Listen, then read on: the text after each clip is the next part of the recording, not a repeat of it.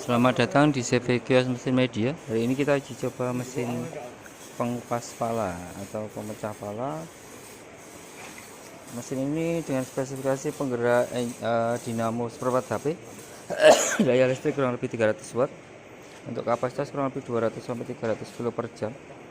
Ini kita akan coba, cuman kita dapat sampel pala hanya sedikit, nggak terlalu banyak, cuman kita cuma akan uji fungsi.